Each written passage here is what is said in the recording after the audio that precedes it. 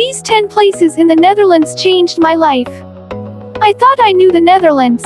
Tulips, windmills, Amsterdam's canals. I expected a charming, predictable trip. I was wrong. I found a country that shattered my expectations, from a village with no roads to walking on the seafloor.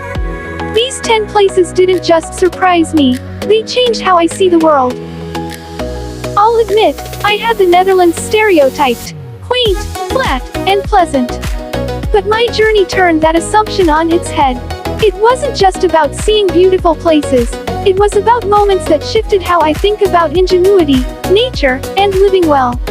I went looking for postcard scenery but found a masterpiece of human resilience, a blueprint for the future carved into the earth itself. So join me as I count down the 10 places in the Netherlands that genuinely changed everything for me. We begin in Giethoorn, a fairytale village with no roads. It's called the Venice of the Netherlands, but it's more unique than that. Here, life moves by boat along canals connecting tiny islands. This wasn't planned, it's an accidental paradise. Centuries ago, peat miners dug channels that eventually flooded, creating the landscape we see today. Gliding on a silent electric boat past thatched roof farmhouses is meditative. It's a living community where daily errands happen on water. What changed me was the quiet. In a world obsessed with speed, Giethoorn proves a slower, more deliberate life is possible. The lack of cars reshapes how people interact, a radical reimagining of what a neighborhood can be. At number 9 is the overwhelming Garden of Europe, Keukenhof. In this 32-hectare park, 7 million flower bulbs are planted by hand each year for an 8-week spring explosion of color. The scale is staggering. You walk through rivers of tulips, hyacinths, and daffodils in meticulous designs. But it's more than a pretty park. Keukenhof is the international showcase for the Dutch flower industry, started in 1949 as a living catalog for growers. Standing in a field of endless tulips, I finally understood the Dutch obsession with flowers. It's not just beauty, it's industry, innovation, and cultural pride. It's a testament to turning a natural product into a global work of art. Section 3. Number 8 Kinderdijk. Number 8 is the iconic image of the Netherlands, Kinderdijk. This UNESCO World Heritage Site is a network of 19 windmills from 1740. Their beauty is secondary to their purpose. These aren't decorations, they are the reason this land exists. Much of the Netherlands is below sea level, and these windmills were a massive water management system, pumping water out of the low-lying polders to keep the land dry. They represent a centuries-old struggle against the water. Walking among these giants, some still inhabited by millers, you feel an immense respect for Dutch ingenuity. It's here I truly understood the saying, God created the earth, but the Dutch created the Netherlands. A short train ride from Amsterdam is Utrecht, a city that for me, better captures the heart of Dutch urban life. It has the gorgeous canals and historic buildings, but with a unique, relaxed vibe. The canals here are special. They have wharves, 2-level terraces right on the water.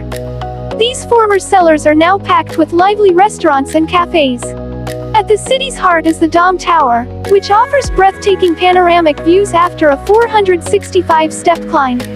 Utrecht taught me that the most famous place isn't always the best. It felt more intimate and lived in than Amsterdam, a reminder to look beyond the main tourist trail to find a country's real pulse. The flat reputation of the Netherlands is shattered by number 6, De Hoge National Park.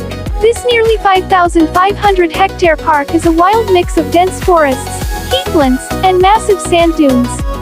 It's brilliant. You grab one of the 1,800 free white bikes and just go. Cycling from a forest into an expanse of shifting sand is surreal. But the most mind-bending part is the Kröller-Müller Museum hidden inside. It boasts the world's second-largest Van Gogh collection. Biking through wilderness to then stand before masterpieces by Picasso and Monet is a uniquely Dutch contrast. De Hoge showed me how raw nature and high art can be woven together, changing my idea of what a national park could be.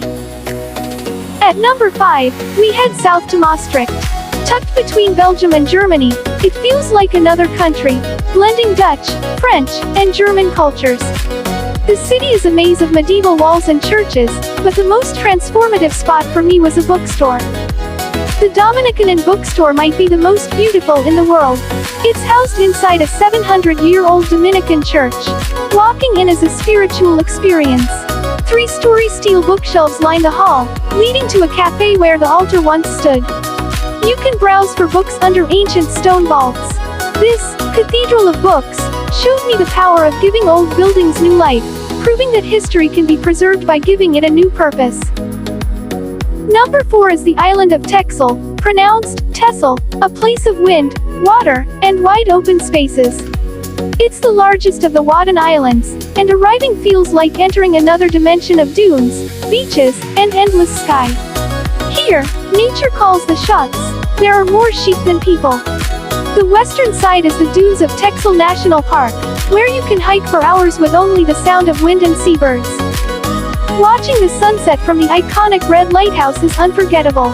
Texel revealed the wild, untamed side of the Netherlands, a raw beauty contrasting the manicured mainland. It's a reminder that even in this densely populated country, true wilderness exists. At number 3 is Delft, a miniature, peaceful Amsterdam. This postcard-perfect city is steeped in art. Famous is the home of painter Johannes Vermeer and iconic Delftware pottery.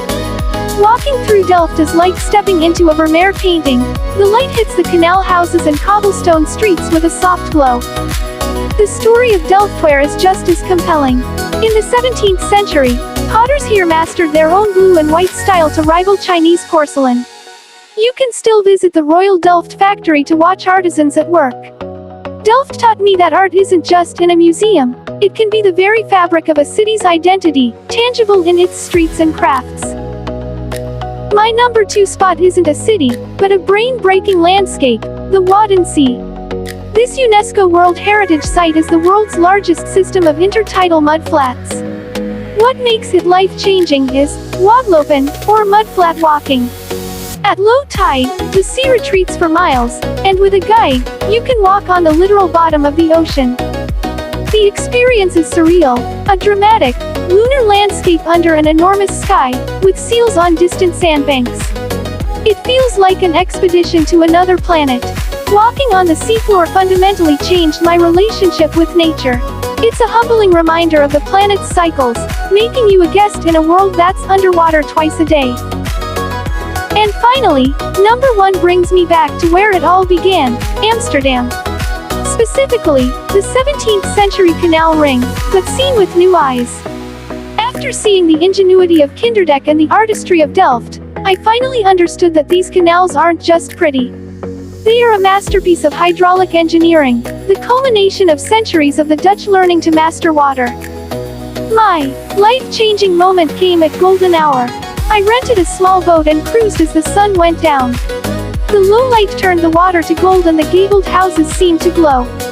In that quiet, the chaotic city became serene. Everything I'd seen clicked into place.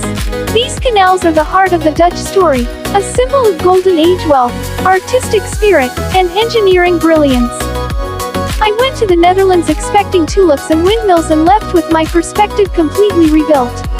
I found a nation that bent nature to its will, creating land from sea and beauty from industry.